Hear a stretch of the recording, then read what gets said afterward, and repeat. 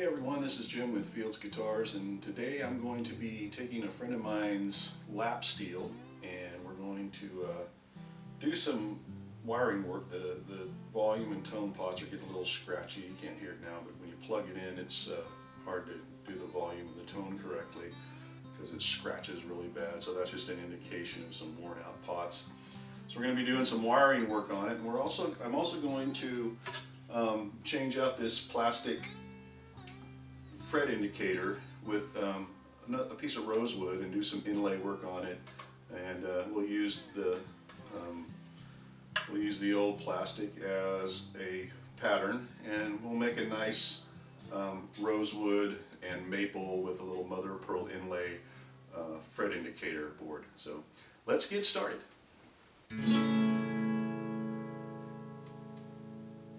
So the first thing I'm going to do is remove the little screws that hold this down, which is easy to do on this one because they're right there.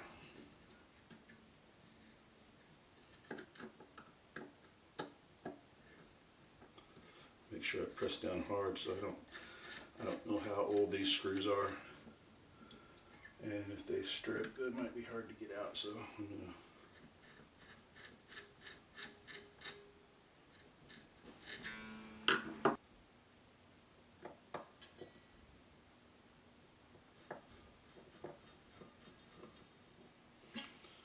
now we're at the end and should be able to get this off pretty easily. So this should just come out like this. Take these last two screws out.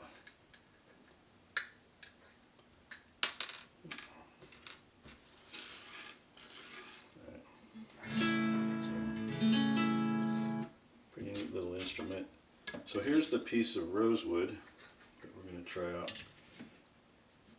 and try to see which side's going to look the best. Notice the board is tapered, so I'm going to have to plane the edges off eventually. Anyway.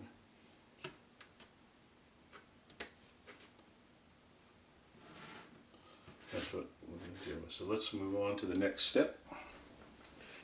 So now let's talk about materials and tools. We're going to be using a fret saw. This is our fret saw used for cutting the slots.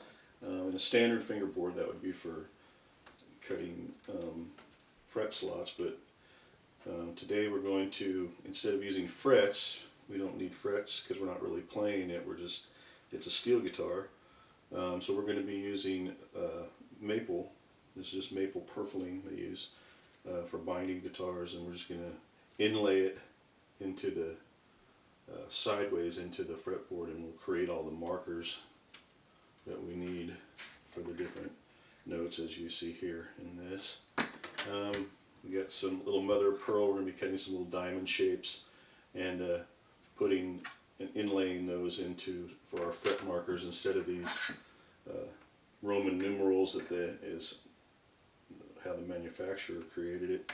We're going to make it a little bit more decorative. So we've got some mother of pearl, a little scribing instrument. To cut the mother of pearl, we'll need a platform and a jeweler's saw. And to do the inlay, the big inlay part, we'll be using a little Dremel tool with a little router base attachment and a downward cutting bit to route out that area on the fretboard.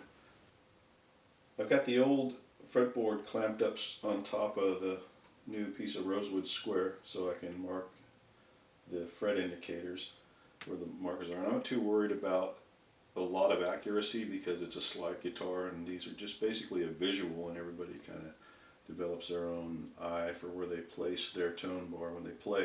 But anyway, so we're just going to go ahead and start marking this with a white pencil so we can see it, and that'll tell us where we need to cut our frets.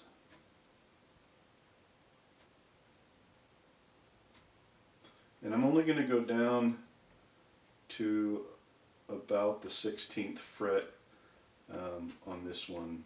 It's not too many players play above the 12th fret, which is right there.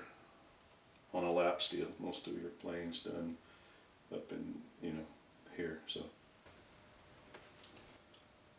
So here's all the frets marked down the form there, and then I'm going to stop at the 21st fret, I decided, because I still want this to go all the way to the length, the original length of the fretboard.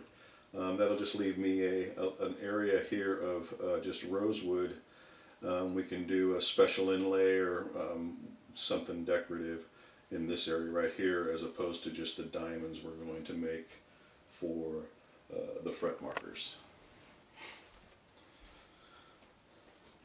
So here's the fingerboard jigged up inside the miter box. Just slide it here, get my frets, but I want to make sure that I only go as deep as, not quite as deep as these are. These maple strips are wide, so I want to set the depth for this, and a simple way to do that is just to take your jig set up, ready to go, let your saw rest down on it, push it down flat, and then mark right down here where the bottom of your saw is. You can just mark it with a pencil or whatever, and then that gives you an index of how to do depth. And you can do the same thing on the other side, right at the bottom of the teeth, and just mark that. And then we'll take some tape and put it on both sides so you can see how far deep you need to go with the saw.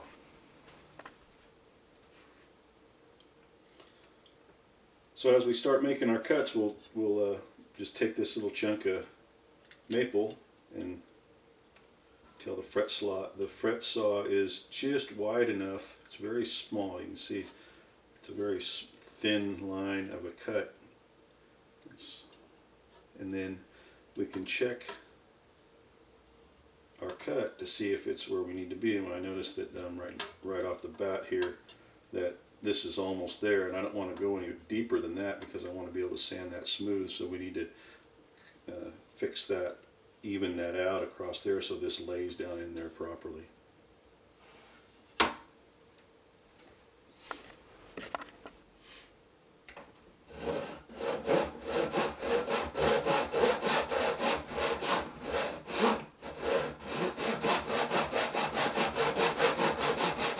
Take a little bit off right now, and then I'm going to try it again. Let's see where that's at.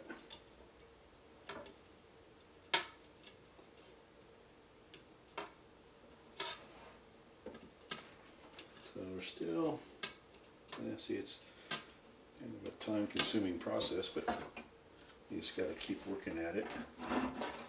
Make sure this gets lined up straight again.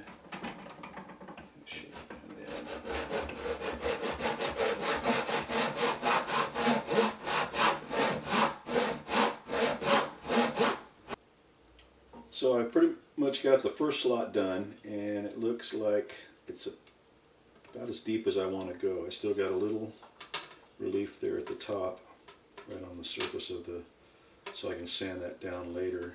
And I've got the depth I want on one end, and it matches the depth on the other end because I want it to look similar.